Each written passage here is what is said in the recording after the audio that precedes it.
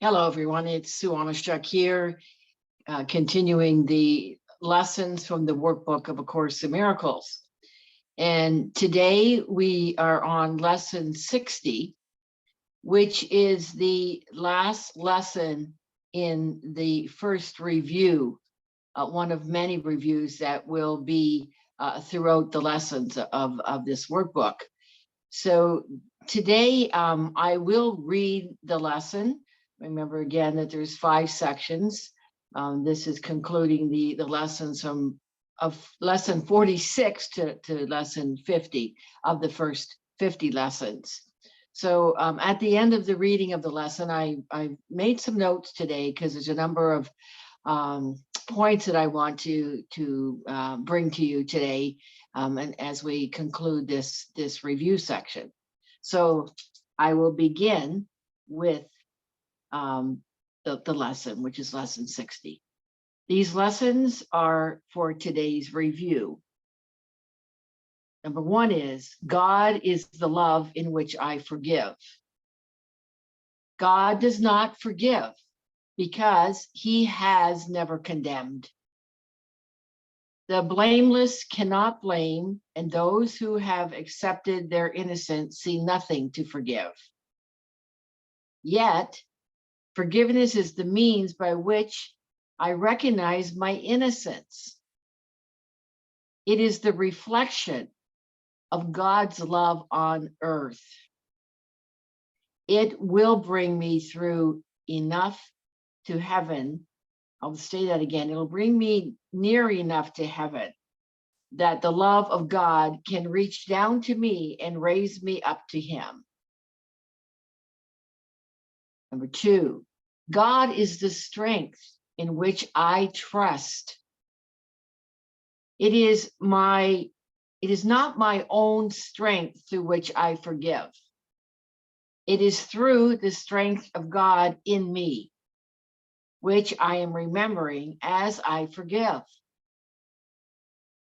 As I begin to see, I recognize his reflection on earth. I forgive all things because I feel the stirring of his strength in me. And I begin to remember the love I chose to forget, but which has not forgotten me. Number 3, there is nothing to fear. How safe the world will look to me when I can see it. It will not look anything like what I imagine I see now. Everyone and everything I see will lean toward me to bless me. I will recognize in everyone my dearest friend. What could there be to fear in a world that I have forgotten and that has forgiven me? Number 4, God's voice speaks to me all through the day. And there is not a moment in which God's voice ceases to call on my forgiveness to save me. There is not a moment in which his voice fails to direct my thoughts, guide my actions, and lead my feet. I am walking steadily on toward truth. There is nowhere else I can go because God's voice is the only voice and the only guide that has been given to his son. And number 5, I am sustained by the love of God. As I listen to God's voice, I am sustained by his love. As I open my eyes, his love lights up the world for me to see. As I forgive, his love reminds me that his son is sinless. And as I look upon the world with the vision he has given me, I remember that I am his son. So again, the ideas are: God is the love in which I forgive. God is the strength in which I trust. There is nothing to fear. God's voice speaks to me all through the day. And I am sustained by the love of God. So with regards to these lessons and regards to this review of the first 50, what comes to my mind is that, through times of distress, it is the strength of God through which that we or I forgive. That's what it states in that first idea, and we don't have to try to do it alone. And if I think that I'm alone, or you think you're alone, it's impossible. But through the strength of God, which is within us, all forgiveness is not only possible, but it's inevitable. So we're not alone. Again, we use the strength of God. So now the Course defines forgiveness differently than most of us have learned in the world. So in the Course, forgiveness means letting go of the illusions or letting go of the past. And as you or I remember the strength of God that's in us, that is us, that's in you, that is you, that is in me, that is me, then harm is impossible. And so in truth, there is nothing to forgive. So that then in times when, when you or we feel hurt or we feel upset or we feel confused or distressed, it is to take that perception to the voice for God, to the Holy Spirit, and to ask the Holy Spirit to help us to see that in truth that no harm has occurred. We're thinking there's been harm, but there has actually no harm occurred. This harm is not possible because, though I should say it this way, this harm is not possible within the ego thought system, but it is possible with Christ's vision. So again, it's just a matter of bringing it over to the Holy Spirit, and we'll recognize there is no harm, and we'll see that Christ's vision is possible. So when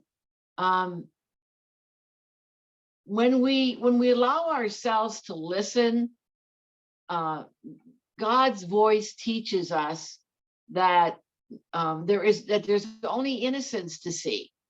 And that there's nothing to fear. We are the ones that have bought into fear through our patterning, through our, developing of this ego thought system that is not of love. So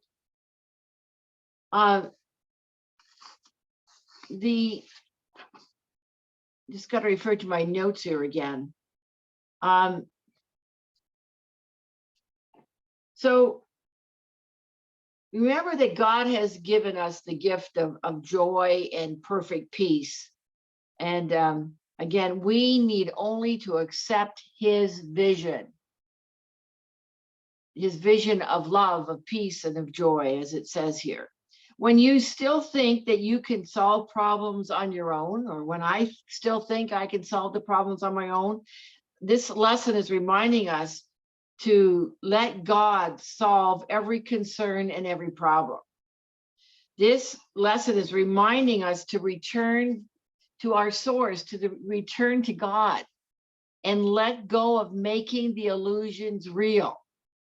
Now, Many times this is going to seem, if you've been practicing this, it's going to seem very challenging. But it is, again, it's through the strength of God that's in each one of us that we can see that the illusions are not real. It's only through the strength of God. And the only life you have that is real is the life that you, or I'll say the only life that I have or know that is real is the life that you and I have, that we live in God, where we live in God. And if we are experiencing problems, what's occurring is that we've chosen wrong-mindedness. We've chosen the illusions. We've chosen the ego thought system, which is the wrong-mindedness. So when you are in our right mind, we know there are no problems and that only love is real. And if it is not love, then it is a lesson in love. We're going to have many lessons that may present as not love. And this is where the forgiveness work comes in.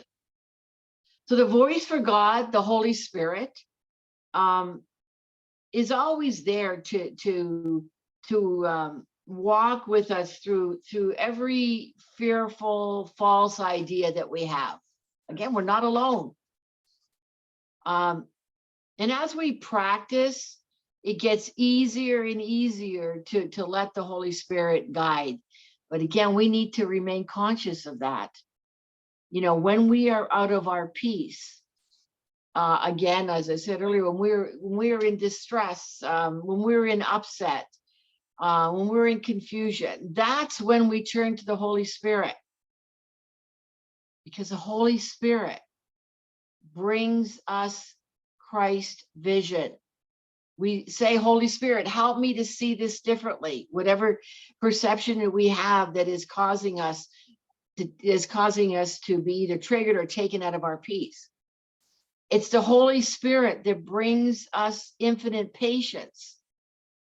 It's the Holy Spirit that helps us to discern between what is real and unreal. We haven't got that clear yet. And the Holy Spirit returns us to love. The Holy Spirit returns us to God, God, our source, and reminds us that's who we are. The Holy Spirit reminds us that we are love, that we are made in the image and likeness of God, that God is within us. The kingdom of heaven is within. So to conclude, what I want to leave you with is to remember that God's voice speaks to you all through the day. Let go of whatever needs to be let go of. Turn it over to the Holy Spirit so you can, in fact, hear that voice. And again, it may not come out in terms of a voice you hear, but you will be presented through many different means. As I mentioned before, you'll be presented, maybe you'll pick up a book and there's a word in there that's going to give you the direction. You may hear a song that's given you, that inspired you. Or, in speaking with others, you may find that there's a guidance through the words that are spoken through others. And I hope that these words here today and always, as I'm reflecting on these lessons, that they provide you with the guidance, because I truly do my very best to work with Spirit as I share these lessons with you, and I share the reflections with you as I do these lessons every day. So thank you again for being here. And I want to thank those who have donated. I truly, truly am grateful and appreciate it. Also, remember to please continue. It helps the algorithms to, to like this video, Commenting is great. I do my best to answer the comments, and also to subscribe if you haven't already subscribed. So I think I've hit all the points. Like, comment, subscribe. Oh, there is one more. Please share the videos.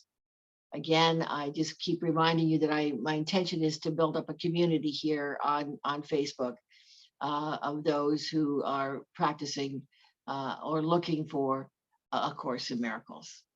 All right, have a blessed day. And I look forward to seeing you in the next video for lesson 61 already. Alrighty, take great care now. Bye-bye.